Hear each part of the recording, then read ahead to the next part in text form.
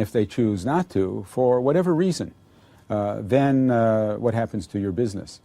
On the other hand, if you develop a brand name, which is to say that you are developing a relationship with an audience, then you have a direct relationship. Then you have a sustainable business. But also one question I often ask people like you. I say if a business, they invest money into a machine, they have very tangible assets, but they invest money into developing a brand name and a brand identity. They spend real money, but what they get is invisible. So is how often successful in their investment in brand name? Like anything that is new for a company, a new venture, there is a risk. That risk can be greatly lessened if the company follows some very clear principles in developing a brand name, in developing a brand image for their brand. And it doesn't start with the name. It doesn't start with a good-looking logo. What it starts with is differentiation. The first thing that those brands should be thinking about is how are they different from their competitors? When we start working with a brand, that's the first thing that we do. And those differences may be functional, or those differences may be emotional, philosophical.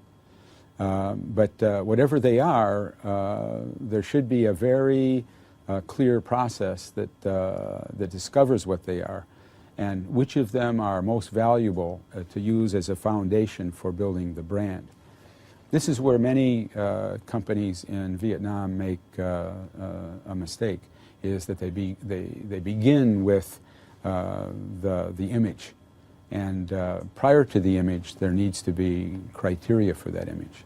Yes, but just say now, just very specific company, if we have a certain amount of resource, I will put it into improve my products, or I put it in building a good advertisement, a good logo and a good identity. It's really not as simple as that. You have to have a balance of those things.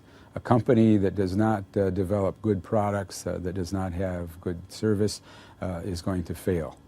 But a company that develops good products and services and doesn't know how to create a good image for themselves, will also likely fail. When you're going out and talk to business and talk in conference in university in Vietnam, you often mention a Japanese model. Because I think in a number of ways, there's a similarity. Japan was devastated by a world war. They had a very weak economy for many years, and they grew out of that and became really a world power in marketing. And I think that Vietnam has similar potential.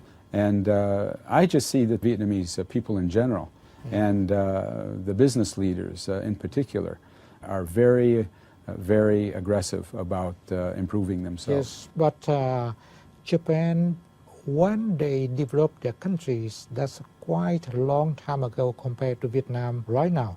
At that time, we didn't have globalization and we didn't have global value chains, so they need their own